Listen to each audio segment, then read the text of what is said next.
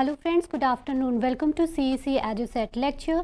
Friends, today's topic for discussion is political thought of Locke, and this is a part of our lecture series which we are conducting on Western political thought. And to take this lecture, we have our subject expert with us, Dr. Satish Kumar Jha. Dr. Jha is Associate Professor, Department of Political Science, Aryabhatta College, University of Delhi. So I would like to welcome Dr. Jha to our studio and request him to begin his lecture. It's over to you, sir. Thank you. In fact, today's lecture we are going to have on the political thought of John Locke. As we have been discussing, all Western thinkers in our last few lectures. So, John Locke today we are going to focus on. And it is to be remembered that Locke's ideas are quite significant both from the point of view of Western political thought as well as from the point of view of liberalism, because Locke at times is remembered as the father of liberalism, or at least the father of English liberalism, but many people would call Locke as basically progenitor of liberalism, largely on account of the fact that some of the ideas which Locke propounded in fact have always been very crucial for the liberal discourse or liberalism as an ideology, and one of them, as is well known, is his theory of property. But even apart from this theory of property, there are many things in Locke. For example, the concept of rights, the concept of constitutionalism and limited government, concept of consent as the basis of authority, so on and so forth, which can be traced back to the ideas of Locke, and therefore, it is not surprising that Locke is remembered as father of liberalism. In fact, in political theory, he is more popular as a theorist of social contract, or someone who basically articulated this point of view that state is not the creation of God or not the product of force, but it is basically the creation of human beings through the instrumentality of consent and contract. But nonetheless, what we find that apart from social contract, it is true that social contract is one of his important argument, but apart from social contract, Locke is also credited with giving rise to or laying foundation for number of significant ideas in political theory. Some of them have become very crucial for state, government, society, and so on and so forth in modern times. So, that way in fact, his position in political thought, not only West, but one can say that in terms of the larger history of political thought, he occupies a special place, and there cannot be any dispute on this. Of course, a lot of criticisms have been made against Locke's theory. It is argued that Locke was a product of a particular time in history. Particularly, he was representing the interests of the emerging capitalist society. He was representative of the bourgeoisie, so much so that some scholars call him as a master tailor who cut out a capitalist coat out of liberal canvas, so on and so forth. So, there are a number of positions on his ideas, that what type of ideology he was trying to promote and what was the interest which he wanted to protect through his theory. But nonetheless, no one can disagree that Locke was, or Locke continues to be, one of the most important political thinker which basically took the entire liberal discourse to new height. So, that is something we should remember while discussing and debating the political thought of Locke. But before we move on to some of the issues which were articulated by Locke or some of the tenets of his political thought, it is also important to remember that why Locke is considered to be the father of liberalism, or why Locke is so central to the entire liberal discourse. And it is in this context that it becomes important that first of all we should look at this evolution of this entire discourse called liberalism, because as we are aware that how this transition took place in modern times from medieval to modernity, how certain developments were taking place, and then there were a number of developments which took place or which happened in quick succession, and one basically supported and promoted the other.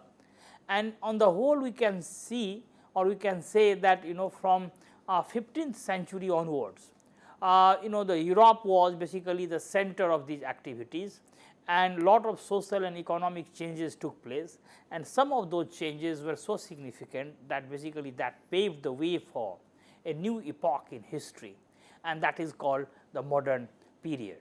And liberalism at times is referred as basically the political ideology of this period, which had its economic foundation in capitalism, which had its intellectual foundation in Renaissance, which had its religious foundation in Reformation, which had its basically the scientific foundation in the scientific revolution. So, all these revolutionary changes were taking place in different spheres of life: culture, art, music, painting, economy, culture, religion, society, and so on and so forth. So, all these developments collectively created a kind of intellectual climate, and that is normally remembered as liberalism. Now, the historical settings of this entire discourse, that is the liberal discourse, which Locke promoted, or which Locke basically championed, was basically provided by Renaissance. And we have seen in context of our discussion on Machiavelli that Machiavelli is how he is considered the child of Renaissance. So, Renaissance, that was basically reawakening, or one can say that the West was sleeping in slumber and suddenly again it got up, a new awakening took place, and that was basically remembering its own glorious past, that was the Greek and the Roman past. So, this Renaissance which happened or which took place in different countries, Italy, Germany, France, England, and so on and so forth. So, during Renaissance you have had a new thinking emerging, and one of the important feature of this new thinking was great emphasis on region, because what was the reason for the downfall of the great European past, particularly the Roman and the Greek past, was overall dominance of faith, overall dominance of religion, overall dominance of papacy, and the kind of alliance which had taken place between the church and the state, and the church and the feudal order, that had created that situation where basically there was no creative thinking, there was no new ideas, and therefore it is also believed that this was a dark age. So, this transition from dark age to the modern age was basically caused by number of development, but Renaissance in this period is very significant, and we have seen that how Renaissance took place, how the Italy, Poland, and many other countries became the center of these Renaissance ideas, the new ideas, which were basically trying to remember the past glory, the intellectual superiority or supremacy of the ancient Rome and ancient Greek period. So, along with Renaissance there was another important development, and that was Reformation, and this Reformation was basically within the domain of religion.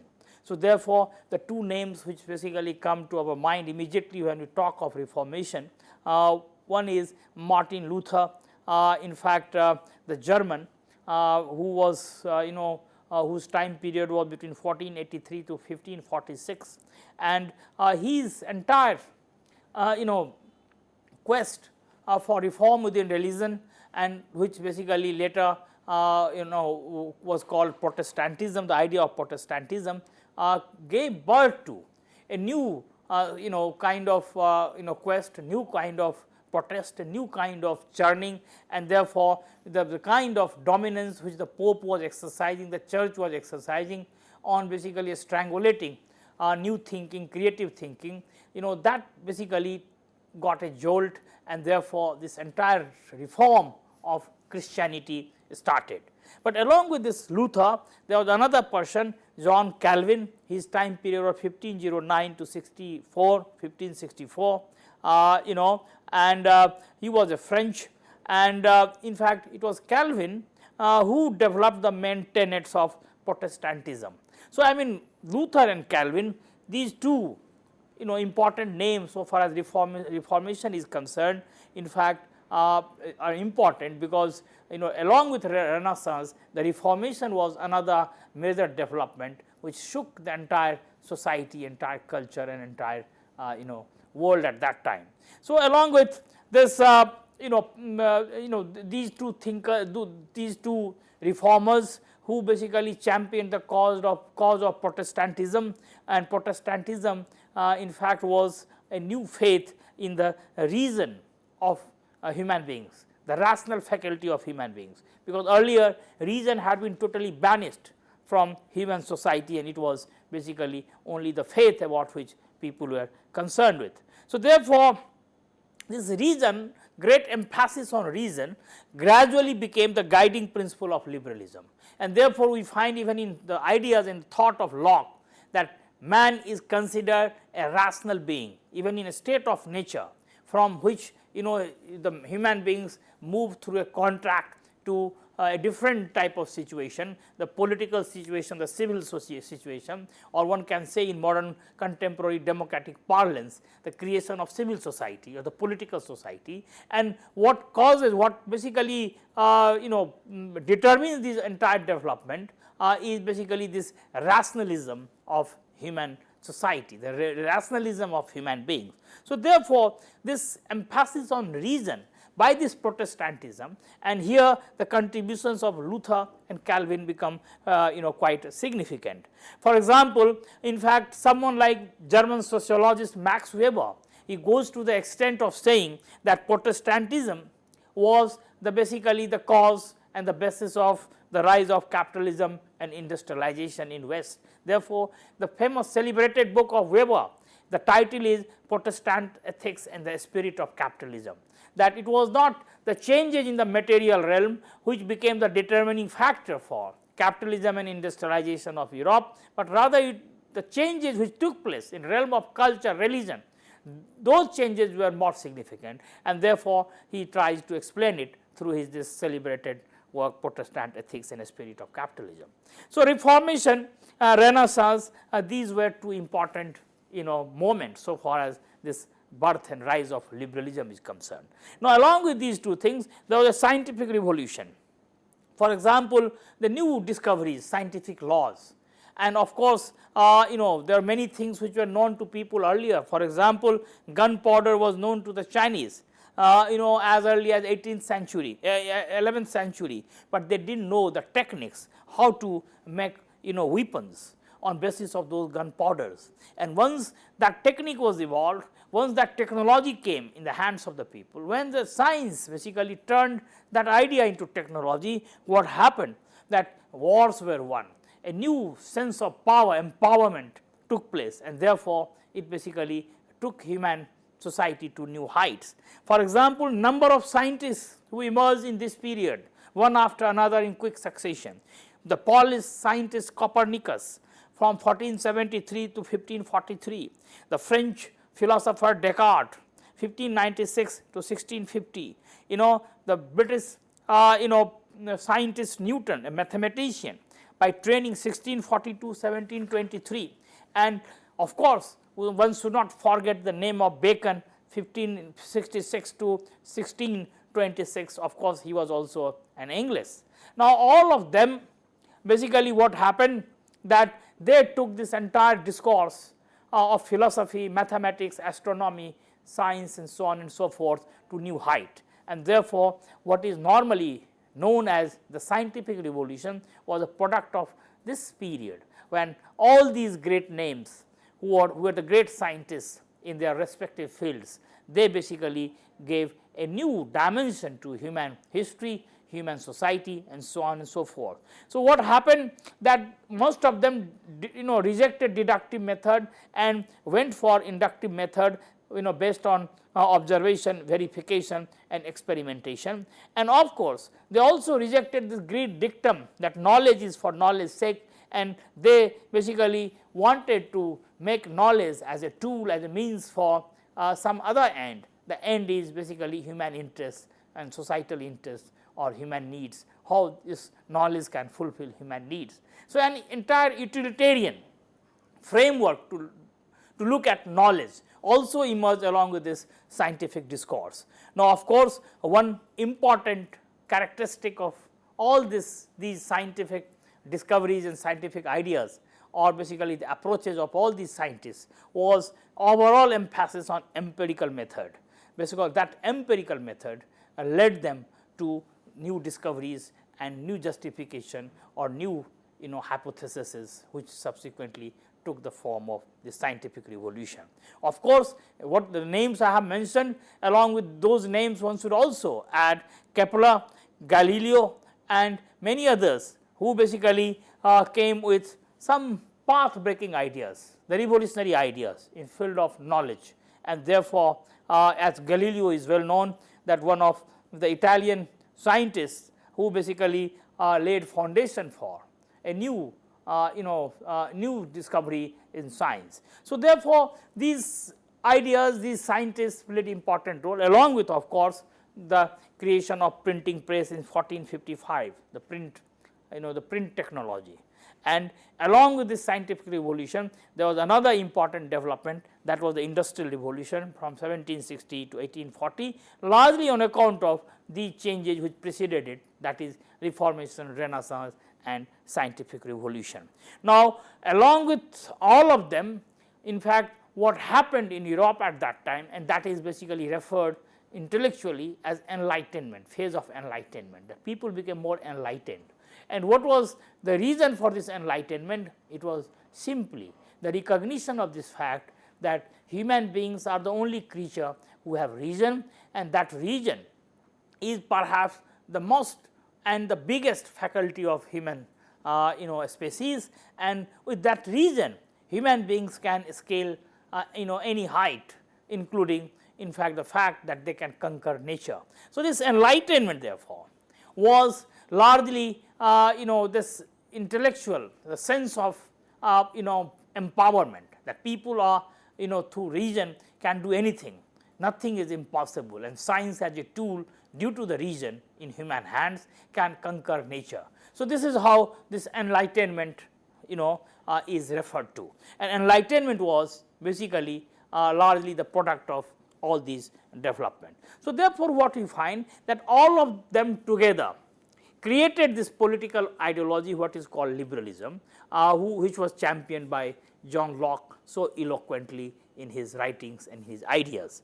Now, this liberalism therefore, there are some tenets, and therefore, I mentioned in the very beginning that Locke is remembered as the father of liberalism, and some of the tenets of liberalism are found to be very very much present in Locke's ideas, or at least Locke seems to be carrying those tenets forward through his writings and ideas. For example, one of the important tenets of liberalism is the emphasis on reason instead of faith.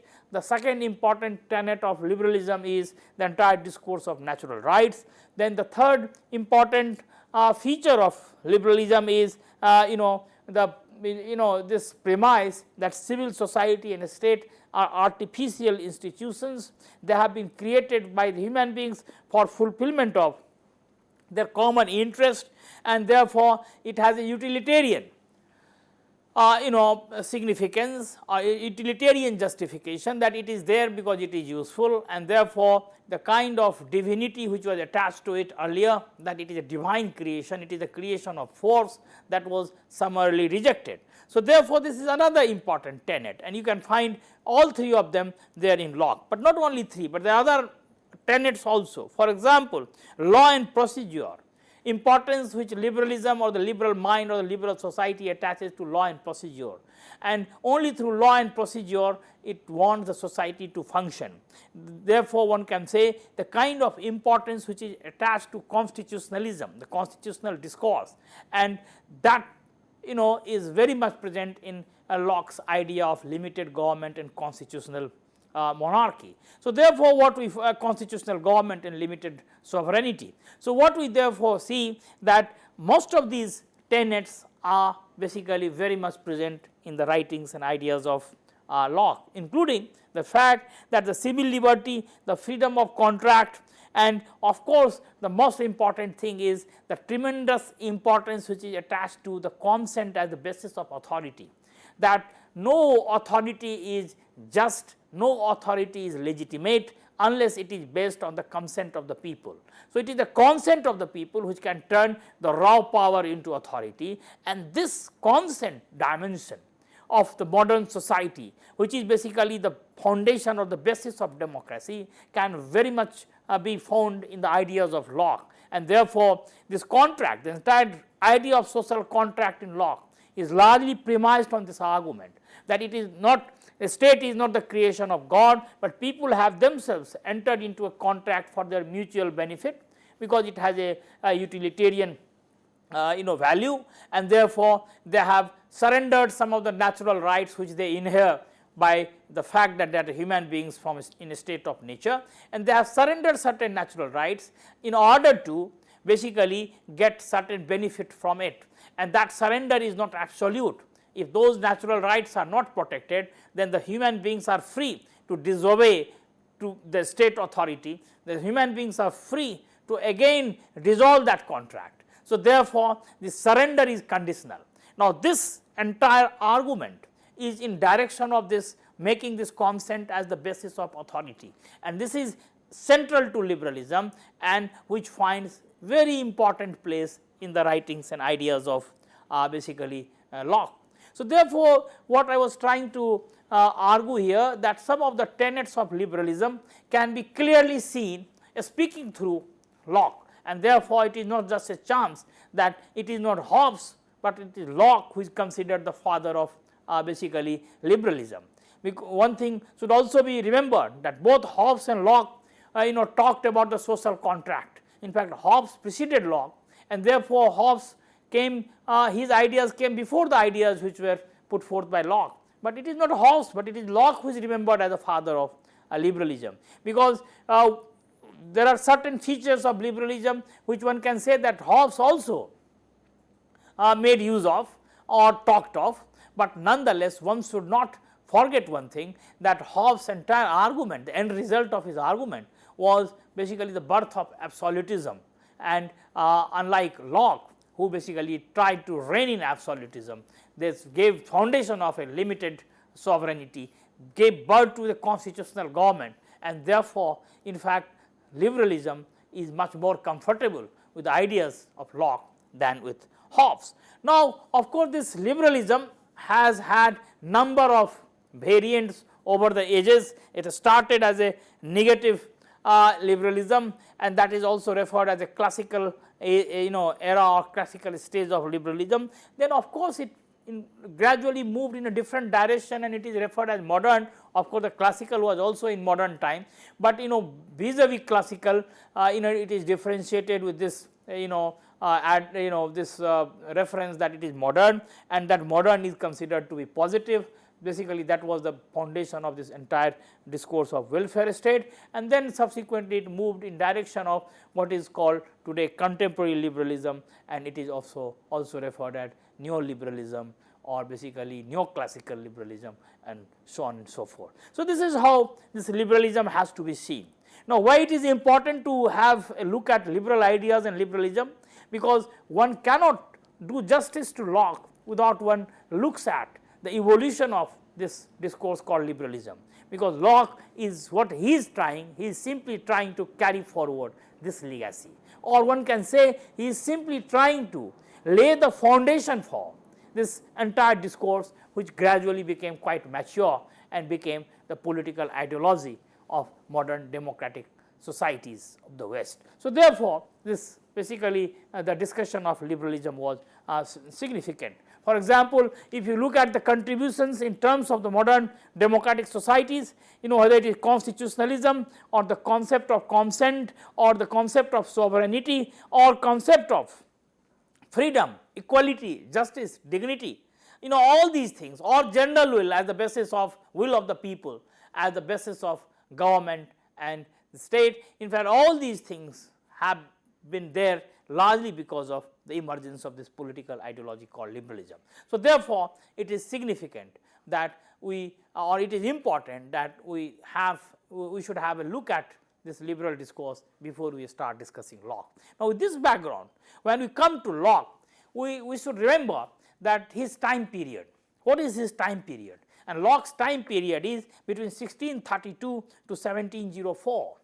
Now, 1632 to 1704, an English philosopher, thinker, a political theorist, John Locke, made a special place for himself through his noble ideas and through his marvelous philosophical reflections. Now, as I have mentioned that he is remembered as father of liberalism, someone like C.B. Macpherson in his book, Possessive Individualism, believes that Locke was the father of English liberalism.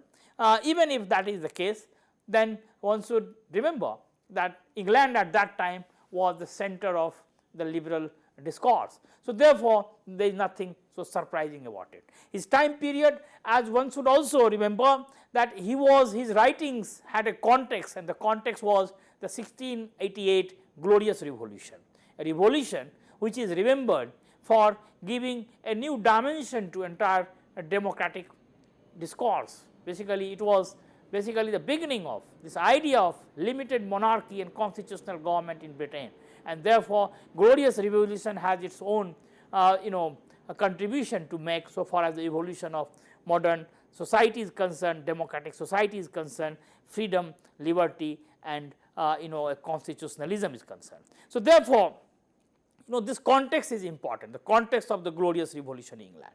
So far his upbringing, his studies are concerned, Locke was, of course, Locke studied in Oxford, one of the oldest universities in Europe. In fact, he was initially influenced by the writing of Descartes, the great philosopher. Now, two writings, in fact, some of his writings which are very important, of course, he has produced many important works in political philosophy, political theory and so on and so forth. But one writing particularly which is the reference point for understanding his political thought or for understanding some of his ideas which are crucial or central to political theory, that is two treatises on the civil government, and that was basically published in 1689 and 90. The first treatise was written in 1689 and the second treatise was written in 1690. Now, the basically the two treatises of civil government, on the first treatise 1689, the main argument of Locke in that book is a refutation of this version of this entire theory of divine rights of the king as it was being popularized by Filmer. So, basically it is a refutation of divine rights of king. Basically that was a prelude to his main idea of social contract, that why the state is not the creation of divinity, but a state is the creation of human beings through the instrumentality of contract. Now, the second treatise which time period is 1690, 1 year after the first treatise. Here basically the gist of the argument is that men are equal and men are equal in their capacity. That was there to some extent in Hobbes also. The men are equal and therefore, no one can put a man under any authority without consent, because no human being can tolerate being under authority without consent. So, consent is important, and this consent is the basis of his social contract as the basis of or the foundation of modern state and modern authority. political authority. So, therefore, the two arguments basically run in tandem. The first one, the rejection and refutation of the divine origin theory, and the second argument, which is basically giving importance to consent as the basis of authority. Now, as I mentioned that a lot of people believe that he is father of liberalism simply because some of the tenets of liberalism closely correspond with some of the ideas which were basically propounded by Locke. For example, Locke says that man is a rational being, and that reason he gives so much importance even in a state of nature that basically human beings can use that reason to basically enter into a contract and create a society which is in their interest. Second, that human reason is superior to history, that it is not that man is subservient to history in a manner where the reason can play a second fiddle, rather the reason is superior to human history, superior to history, understanding of history. And then this entire discourse of natural rights, because Locke is remembered as a philosopher of natural rights, as a theoretician of natural rights, because unlike Hobbes, who was his predecessor, another better thinker who also talked of contract theory, but his theory of rights is a legal theory of rights, not natural theory of rights, that only law gives you rights, whatever law permits are your rights. If law does not permit, you cannot claim it against it, and therefore you cannot assert it. But on the other hand, Locke believes that rights are natural, and in a state of nature people have those natural rights, and there is also natural law. And this natural right, therefore, people though give to this commonwealth, that is through contract, this trust is created, that is the state, but nonetheless those rights are so sacrosanct that this entire consent is given to the authority to rule only in order to protect these natural rights. So, therefore, human beings reserve this right to resist, to protest, to rebel, to go for revolution if those trusts are, the terms of those trusts are violated, if those natural rights are not protected for which this contract was signed or the contract was entered into. So, therefore, the natural rights become the basis of this consent being transferred to the authority. At the same time, the natural rights are also the basis on which this entire entire structure of political authority is created and erected. And apart from natural rights, of course, this is one of the natural rights, but perhaps most important natural right, one of the overriding natural right, and that is right to property. And right to property, many people believe that there have been many theories of property over the ages, but no one has basically matched John Locke in terms of his argument, in terms of the force of his argument, so far as the theory of property is concerned. So much so that Locke is even today very important for entire discourse on property within liberalism even in 21st century. And it was largely on account of this idea of property and rights that basically person like Macpherson called Locke as basically representative of possessive individualism or the representative of the bourgeois society. So, therefore, some of these tenets which I mentioned are the tenets of liberalism, and they correspond closely with the tenets of Locke's thought. Similarly, you have the concept of contract, and then as I have mentioned, the civil society and a state are artificial creation. There is nothing natural or there is nothing divine about it.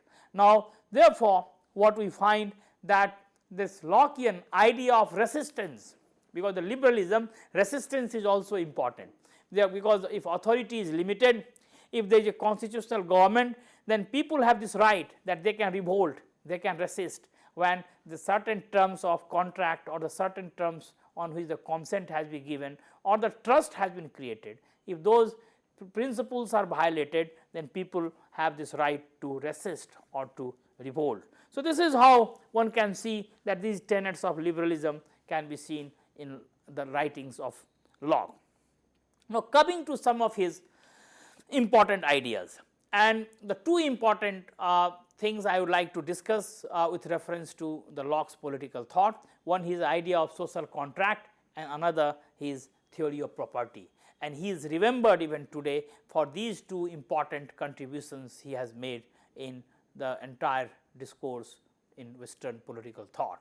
So, now social contract, as it is well known, there are three important social contract theories: Hobbes, Locke and Rousseau. Hobbes was the first one who talked of social contract in his famous book Leviathan, but then the tone and tenor of Hobbes is totally different from tone and tenor of Locke. Hobbes basically argued for the social contract to arrive at a different conclusion, and that conclusion became the the argument for absolutism. But Locke also used the same argument for social contract, but with a different mission, and he arrived at a different conclusion, and that was the concept of limited government and the constitutional government. So, therefore, in fact, though being a social contract theorist, Locke's entire argument seems to be different from the argument of Hobbes. Now, to some extent one can say that he reformulated and modified Hobbes in a new way, and in order to reformulate and modify, he rather transformed Hobbesian ideas from theory of absolutism to theory of liberalism, and therefore, it is Locke and his social contract theory which is more important from the point of view of liberalism than perhaps the ideas of Hobbes. Now, what is the premise of the social contract theory? Basically, social contract theory, the premise is that men sometimes perhaps lived or may live again in a situation which they call a state of nature, where there is no recognized civil law or a state of nature. So, this is the argument that if the human beings did not live this life, then the possibility that again may they slip into the same situation if the certain conditions are not observed, or if certain conditions prevail. And what are those conditions? That is something important here. Now, those conditions are explained by Hobbes, those conditions are explained by Locke. So, therefore, in their argument it is more of a logical proposition than a historical explanation or historical description, that this is a state of nature, or in this particular period this state of nature existed. It is not a historical basically explanation, it is as a logical explanation, that logically human beings can land up in this situation if these conditions are not observed or these conditions start prevailing. Now, with this type of argument, what happened? Basically what happened that both Locke and Hobbes describe state of nature in a different way. For example, for Hobbes the state of nature was a state of warfare, and this warfare he called it the life of human beings was brutish and sword, everyone was at each other's neck. So, therefore, no one knew, everyone had absolute freedom, but that freedom had no meaning, because no one knew what was his or what was others. So, therefore, in order to get out of that situation, human beings decided to enter into a contract and basically surrender some of the rights, and in order to get protection for the other rights, and one of the most important cherished value was of course liberty, because the liberty, absolute liberty did not have any meaning in that situation. So, what happened? This state of nature of course in the Locke is different from Hobbes, because I have mentioned that for Hobbes state of nature was a state of warfare, but in Locke a state of nature was a state of peace, goodwill, mutual assistance and preservation.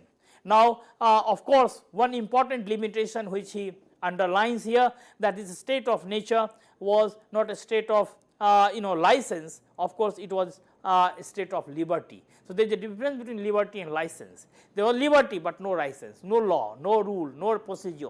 So, therefore, that was a major lacuna. Now, what happened that when people why this peace, goodwill, mutual assistance and preservation was disturbed, and it was disturbed because what happened that certain reasons caused a situation where it became intolerable, and therefore, people wanted to set up civil and the civil society or the political society to get out of that situation, because this intolerable situation which was created. And what type of situation was that intolerable in his opinion, that he said that few recalcitrants or the troublemakers set aside the rules of morality for self interest, because what was in a state of nature was a state, there was natural law, and the natural law was, according to him, was the law of inward morality. So therefore people were moral in, this was the law of inward morality. The morality was there according to the law of nature. But what happened, that man, of course, another argument is that men are, by birth rational. So they were rational, there was natural law, therefore there was inward morality, and therefore it was a state of peace, goodwill, mutual assistance and preservation. But what happened, that few troublemakers set aside the rules of morality for their self interest, and because there was no established authority, because it was only liberty not license, and in absence of established authority, it became difficult to deal with this situation which some troublemakers created in their own interest. And in order to rectify this situation, people decided to use their region and enter into a contract and create this civil and political society.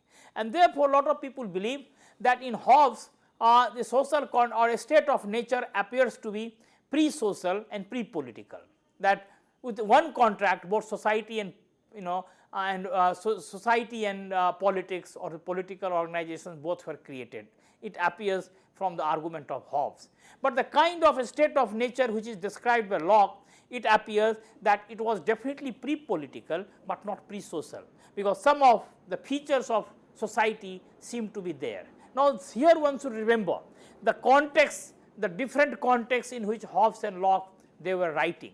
Hobbes was writing at a time when the kind of transition which was taking place in the Europe was yet in its infancy. Things had not settled down, the dust had not settled down.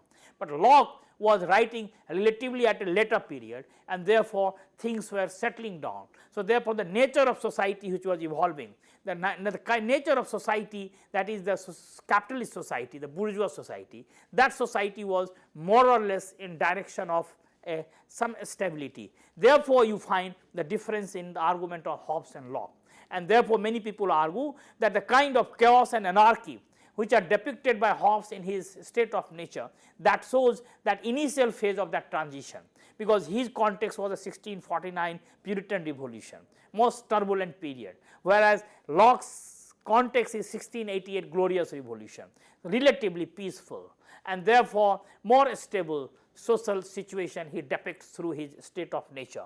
And therefore the argument is that in Hobbes it appears there is only one contract which creates both society and the political organization, whereas in Locke there are two contracts. The one contract basically creates society, and another contract appears to be creating the administration, the state, the legislature and so on and so forth. So therefore what happens, the implications are also clear. Implication is that in Hobbes, if the contract is dissolved, because if the conditions are not fulfilled, then of course the contract has to be dissolved, because people have entered into a contract in order to attain certain goal, and if those goals are not met, then definitely the contract will be dissolved. The moment contract is dissolved, that means people will revert back to the original situation, that is basically a state of nature, and that state of nature is of course a state of chaos and anarchy. So therefore for Hobbes the argument is that the one has to choose between anarchy and monarchy, because his absolutism was a monarchical absolutism, because he wanted to consolidate or basically to strengthen or to empower the monarchy and the state, absolutism, monarchical absolutism, because this was the situation at that time. In the first phase of this entire transition, when there was a fight between the church and the state, and it was the overall supremacy, the power, the authority of a state which was required to take on the papacy and the church. And therefore Hobbes' context is different. He is trying to strengthen the state, and therefore his entire concept of sovereignty is also important, because he wants to make the state sovereign, whereas in Locke it becomes an argument for limited sovereignty, because the context is not the fight between the church and the state, but context is something else. How to curtail the power of absolute monarch. And therefore, what happened is glorious revolution, when the entire monarchy was turned into a limited monarchy and became subservient to the British Parliament, and therefore gave rise to this entire discourse of constitutionalism and limited government. This is something you can see emerging through the writings of Locke and through his argument of social contract. So therefore, the difference in Hobbes and Locke is quite clear, and that difference can be explained with reference to two different situations in which their writings are emerging. One, the initial phase of that transition towards capitalism, and another, the later phase of that transition of capitalism. One more stable, that is Locke, more orderly, whereas in the first more anarchic and more disorderly, and therefore the entire argument is different. So this entire the basis for arriving at this conclusion that there is only one contract, there appears to be only one contract in Hobbes, that is the social contract and the political contract, and with that contract, if it gets dissolved, then again there is a possibility of reverting back to that anarchy. That is not there in Locke, because you have two contracts, first creating the society, and then second the creating this the government and the administration. Because even many people argue that in Hobbes it appears it is pre-social and neither there is politics nor there is society in a state of nature.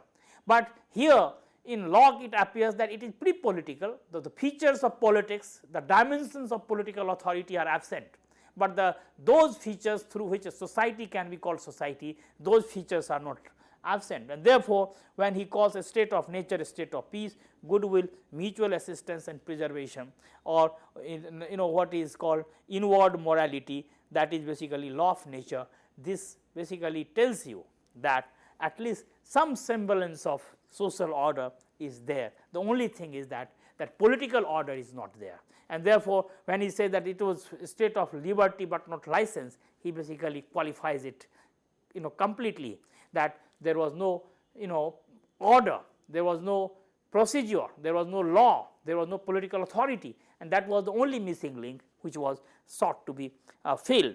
Now, so therefore the civil society and political society are created through this contact to rectify this lacuna which people suffer there. And now what is important here, that this concept of natural rights come into play, because in a state of nature there are two things which I mentioned earlier, that there is a law of nature and the people have natural rights. What is law of nature? This law of nature is law of inward morality, as I mentioned.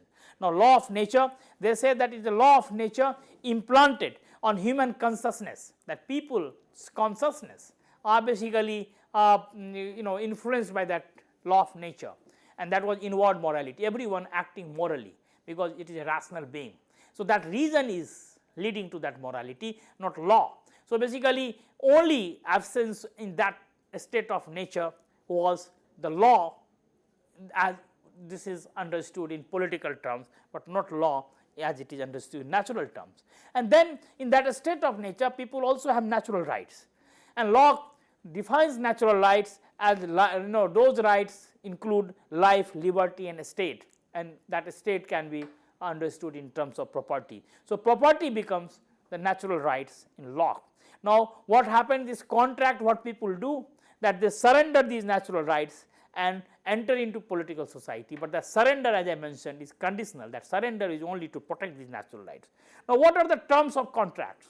And this is very important, because if those terms are not observed, then of course the people have the right to resist, and this right to resist, which is central to this liberal discourse, comes in basically Locke. It was not there in Hobbes, because people have no right to resist this authority of the state, because in Hobbes if you resist, if you rebel, if you revolt, then there is a possibility that you will again go back to the same situation, that is the chaos and anarchy of a state of nature. So the terms of contract in Locke are basically several, but there are three important terms that should be discussed here. Now Jeremy Waldron believes that this entire contract or the consent in Locke moves through three different stages.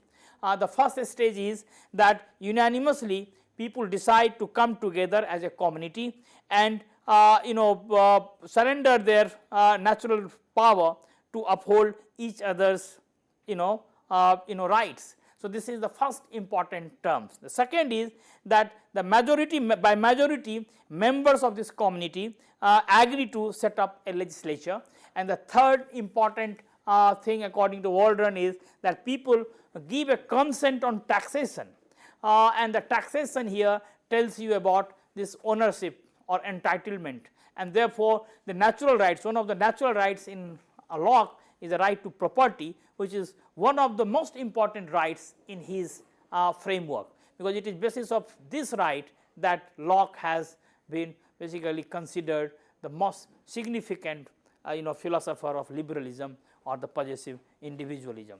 Now, of course, in Locke what happens that the creation of government becomes secondary, the creation of society is primary, and therefore, the government is not basically synonymous with the society as it happens in Hobbes. Therefore, even if the government is dissolved, even people rebel against the government, if the government fails to abide by the terms of the contract, then that does mean that society also gets dissolved like Hobbes.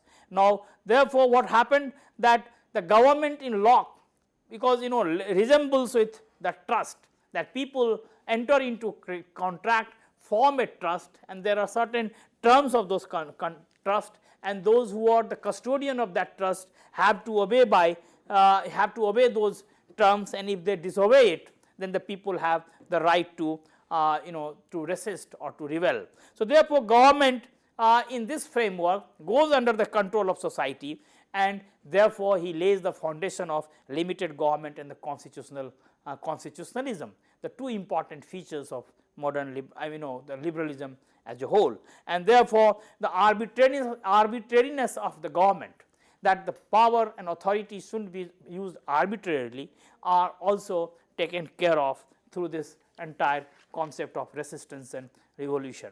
Now, therefore, what I was arguing, that apart from natural rights, another important contribution of Locke so far as liberalism is concerned is basically this entire idea of constitutionalism, and constitutionalism is constitutionalism in fact stands for limited government, that how government can be kept under check, how the authority and power can be controlled through by laying down the procedures and rules. And this constitutional government, the kind of tension which has always been there between constitutionalism and democracy, because democracy is the will of people and constitutionalism is a procedure through which this will of people is checked and limited. So, this tension we can also see emerging here, that Locke is basically tilting in favor of constitutionalism, that it is not the raw power of the will, but it is basically the rule, regulation. Basically, it is the procedure of the constitution, which in according to Locke is more important, and therefore, it is not surprising to see that why Locke justified glorious revolution of 1688, because as I mentioned that this was the revolution which transferred the authority and power of the monarch to the parliament. For example, James II fled, ran away, and a limited monarchy was established under the control of the parliament. So, therefore, this constitutionalism, limited government, limited monarchy, and 1688 glorious revolution being the context of that, basically these arguments come sharply in Locke. But finally, one has to see that one of the most important contribution is his theory of property, and property, as I mentioned, is also a natural right in Locke. Now, property, of course, there are number of philosophers, number of theoreticians, number of thinkers who have talked about property, but Locke is remembered simply because he was the first one who talked of the labor theory of value or labor theory of property, because Marx also talked of labor theory of value, but Locke was the first person who talked of labor theory of property. Now, in fact, what happened, that Locke's argument runs along this line, that there are two types of resources, the natural resources, and then there is the individual resources, individual power everyone has. Now, appropriation of natural resources in fact according to Locke should be determined by the amount of labor one is mixing with that natural resources. The natural resources is nature, the fruits of nature.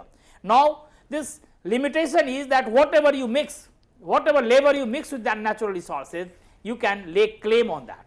Now, every man has his own property, and that property is in person, that is his labor of body, that the physical power. Now, whatever you remove from this natural resources with the help of your labor becomes your own.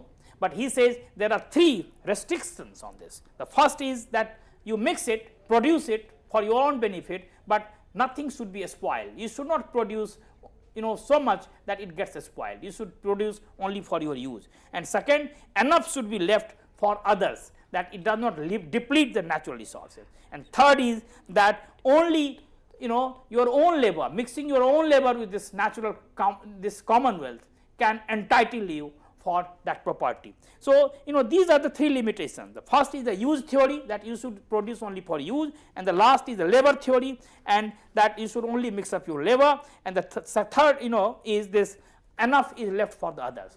But gradually through his logic and philosophy, he transcends all these barriers. The first invention of money basically diminishes the possibility of spoilage. The second is that whatever you are mixing is leading to the growth in the productivity, therefore it is going to help the commonwealth. And the third, because the labor is sellable, there is a market, one can sell one physical labor, therefore if you have bought the labor of others, then that labor also becomes yours. So your own labor and the labor you have bought both can produce, and therefore the entire thing can become your property. So this interesting twist of argument, he transcends these restrictions and lays the foundation for this capitalist appropriation and the bourgeois society, and therefore he is so central to both liberalism and capitalism. I will stop here.